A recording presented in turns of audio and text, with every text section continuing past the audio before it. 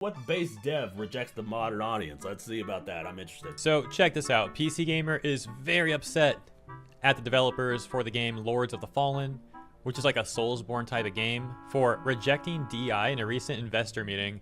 They say, Lords of the Fallen Studio embraces fear of the DEI boogeyman. Spoiler alert, they say boogeyman because in the article they attempt to make the argument that DEI is not ruining gaming. We'll get to that.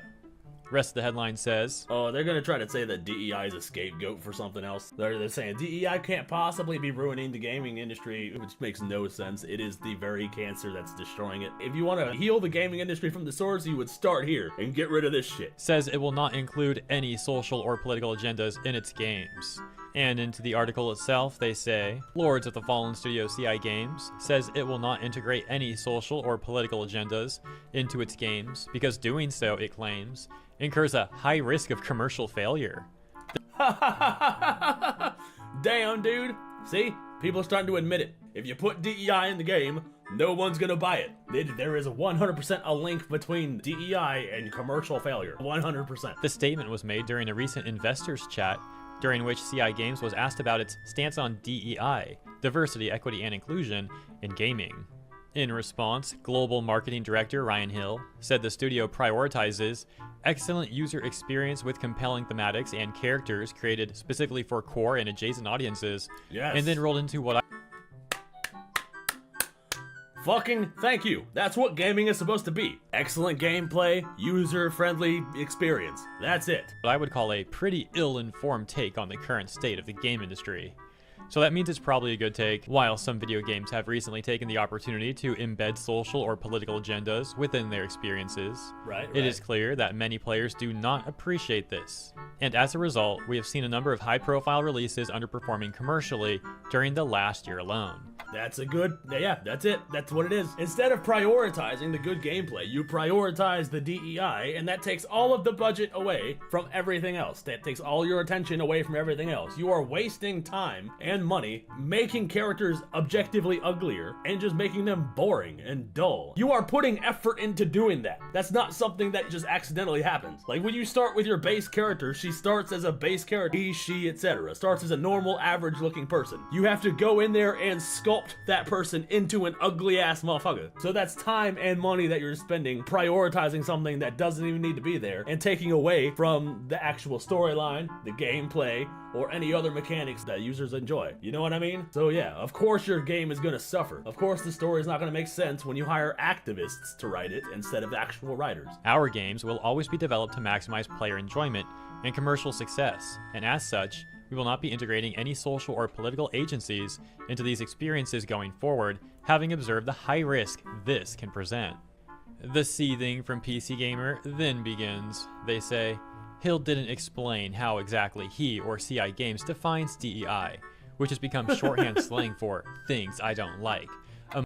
Oh god, are you serious? We can't explain DEI? You're the one that created DEI! It was the left. The left is the whole reason DEI exists. It's the whole reason the acronym exists. They were the one that created it. All we've done was link it to the downfall of gaming, and there is an objective link. It's not like we just created that shit just to talk about things we don't like and we're just labeling everything DEI. You're the one that created that shit. All we've done was commit the crime of noticing that you're putting it everywhere. Among some parts of video game fandom, nor did he offer any examples of games that failed due to their social or political agendas. Concord and Dustborn are commonly held up as examples of such, but the reality is they're just two of literally thousands of games, 19,000 plus new games on Steam alone in 2024, that failed to find an audience over the past year. And in the case of Concord in particular, it arguably just wasn't a great game. We gave it a 45% in our review, and not because we didn't think the cast was white enough. Yeah, so here's the thing, PC Gamer. It doesn't matter how many new games came out this year that didn't find an audience. We're still allowed to take a look at specific games, in this example Concord and Dustborn, and analyze why they failed so much. And yeah, as much as these modern audience corpo types want to try and deny it, DEI was definitely a factor. And the other thing, there can be multiple reasons why Concord failed. They're attempting to say simply, it just wasn't a great game. Well, yeah, for multiple reasons. One of those reasons being that nobody liked the character roster. Thought they were... The characters were boring, dude. They were boring and just unappealing. The colors weren't even bright. The difference between Marvel Rivals is the colors are bright. They're bright, they're vibrant. The characters are appealing. Like, it's just different. Concord failed for a number of reasons, one of which being DEI. They were all a bunch of lame characters that nobody wanted to play. And attempting to deny that DEI was a factor is insane. It's such a losing position. The literal character roster, one of the most important things for a hero shooter, literally displayed the character's pronouns in the selection screen. Now, oh, that's cringe, dude. I didn't even know that. I've never played Concord because I'm not dropping $40 on a failing game that nobody's playing. So I didn't play it. So if you're telling me that they have pronouns next to the characters, that is fucking stupid, dude. That is cringe. And you're not appealing to anybody. You're appealing to the 1%. Everybody else thinks it's annoying. They just hate seeing gamers happy. Yeah, exactly. They hate the fact that we found a game that's fun and has all their priorities in the right place. We found a game that's fun. All their priorities are in the right place. The characters are bright, vibrant, attractive, and they're fun to play as. And everybody else who worships this DEI bullshit, all of them are just mad because we didn't automatically love their game because all their priorities in the wrong fucking place. Now, I wonder why they would put pronouns in the character selection menu. Obviously, they were trying to be like, look how inclusive we are, look how diverse and inclusive this character roster is, which is like as DEI as it gets. And these people are in such denial about it. They'll never admit that one of the biggest failures in gaming of all time was a DEI-infected mess. It's really something how these gaming journalists will just try and openly gaslight people over these things. PC Gamer's rage continues and ends right here. They say, he did unfortunately lend credence to the ugly and patently false assertion that DEI is ruining gaming by... Well, that's not really clear either. These motherfuckers are just in denial. That's all it is, dude. What's DEI? Diversity, equity, and inclusion. It's when you prioritize putting representation in games, or when you prioritize pronouns, or pushing a particular political message that people don't give a fuck about. People play video games to escape reality. We don't play video games for a social studies lesson. We don't care about that shit. We play video games to immerse ourselves into a character. That character doesn't have to look anything like us in order for us to feel immersed in the role. I play Squirrel Girl. I'm not a squirrel or a girl, but I am immersed in the character. Representation doesn't matter. It's just some bullshit brainwashing. That's all it is. I don't know why they're hating on Marvel Rivals as much as they are, because I have not seen a more diverse cast than in Marvel Rivals. You got a fucking black guy, you got white dudes, you got a white bitch, you got the Asians, motherfucker, you got a Japanese lady, a Chinese dude, a Korean lady, you got a blob monster who's obviously a genderless blob monster, you got a fucking baby shark. You could be anything. That's the real diversity right there. There you go. That's about it. That's inclusive as fuck. You could be a Hulk. How about that? But that almost doesn't matter. As a hot button buzzword among angry reactionary gamers, the DEI boogeyman doesn't need a definition. It just needs to stir up lizard brain emotions on the way to generating views. Hill's comments stand in sharp contrast to those expressed by another Polish studio, Witcher, and Cyberpunk 2077 developer CD Projekt Red. On its diversity and inclusion page, which does in fact define the studio's approach to DEI in detail, CEO Adam Kaczynski says, quote, "A diversity of perspectives unlocks creativity and increases innovation," unquote. So PC Gamer is saying that quote defines CD Projekt Red's approach to DEI in detail, but it doesn't even do that. That's just a very blah blah blah corpo statement right there. A diversity of perspectives unlocks creativity and increases innovation. Yeah. What does that mean? What? Yeah, that single sentence of blah blah blah corpo speak really provides great detail right there. Sure, PC Gamer. We can take a look at the diversity and inclusion page from CD Projekt's website, and you can see that sentence was a part of this full paragraph that reads, "Our purpose is to create revolutionary role-playing games with memorable stories that inspire gamers. We can only deliver on these goals and promises with an amazing, passionate team whose talents and professional skills reflect the breadth of experience in the world. A diverse and inclusive work environment boosts creativity and innovation, which is exactly what we need in order to push the limits of technology and storytelling." And even that doesn't define their approach to DEI in great... Well, that's not even true. They're trying to say that they need diversity in order to do something with technology and storytelling. They don't even prioritize the technology or the storytelling. The storytelling in their games are trash. I'm very glad and relieved to hear this, but if it's so, then I think there is one element of Lords of the Fallen 2023 that you should take a look at. The use of quote-unquote body type A and body type B in the character creation in place of what they actually are, male and female. To which Merrick, the CEO, responds and says, "Good point, let us look deeper into that." I guess. Let's go! Let's go! That's good news. Finally doing away with the fucking body type A and B bullshit. I fucking can't stand that shit. That shit's so annoying.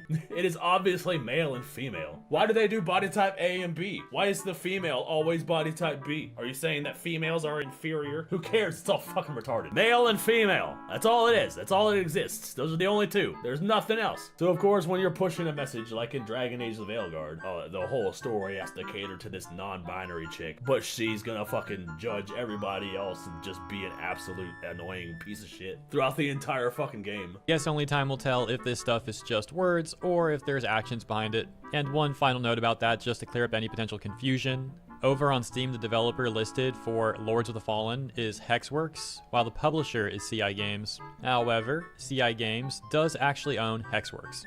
Lastly, we'll take a look at this tweet from Madame Savvy that has a rather funny conclusion to it, and you'll see why it's funny in a moment. First, the context. She's talking about this organization, Uki, however you say it. They're a UK-based organization for interactive UKIE. entertainment, and she says, "The president of Xbox retweets the DEI pledge." Sounds so lame. Set up Yuki, which is something I've spoken about prior. You know, I don't think it's Yuki, is you it? have a It's new probably... subscriber. I do. Oh, thank you. Thank you for subscribing. I appreciate it. Uki.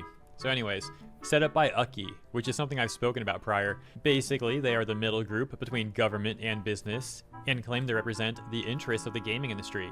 They also have help with trade. They also have a DEI guy, the same guy whose quote is on the Raise the Game website, and the same quote is on the other workplace website, Martin Tripp Associates. They install C-suite level workers into companies all across media, and claim to be headhunting in the video game industry. Sure is quite the connection for a DEI guy. Anyway, it is beneficial for companies to partner with Uki, and you'll see most major ones are there on their list. And here's the funny part. Savvy then says, they've since left Twitter because reasons involving need for echo chambers most likely, and showing a tweet where Uki had said that they're... No, it's Blue Sky again. I swear, Blue Sky is another one of them echo chambers. leaving Twitter, and you can now find them over on Blue Sky. Lots of these DEI corpos have been running over to Blue Sky. It's been pretty amusing. And so Savvy quote tweets, as she mentioned, the president of Xbox, Sarah Bond, who said, Speaking of Blue Sky, I think there was somebody who did like an experiment to see how quickly they could get banned off of Blue Sky. All they did was make a little bit of a conservative post. That just a little bit of this, a little bit of that. I think the thing that got them banned was them saying there was only 2 genders or something like that. I don't remember what it was exactly. But oh, that video was so funny. They got banned in like less than a day just for being conservative, pretty much. If that doesn't tell you got the makings of an echo chamber, I don't know what does, bruh. join us in taking the hashtag Raise the Game pledge towards progress in equality, diversity, and inclusion in the games industry. Let's unite as an industry and create a future where we can all grow and thrive together. At Uki, hashtag gaming for everyone. And she posts a write-up from the Gaming Magazine, gamingmag.com. Oh god, that shit is so annoying. I hate when they spell gaming with a Y, like G-A-Y-M-I-N-G. Like, motherfucker, do you have to be so gay? Really? Do you have to wear it on your sleeve that hard? You can't just be gay, you have to make it your whole personality. There's a point where it's just annoying. Wonder how many ESG points they got for that tweet. Anyways, that's it for today. Thank you so much for tuning in. I hope Oh my god, I can't with this shit. How long do you think the containment in Blue Sky is gonna last? I have no idea, bruh. This is gonna last until the left inevitably eats each other. Because you know that the left likes to eat each other. They do it all the time. So eventually, the Blue Sky will implode on itself, unless they fill their user base with bots. I heard that they're doing that. Heard there was a lot of bots going on in the Blue Sky area.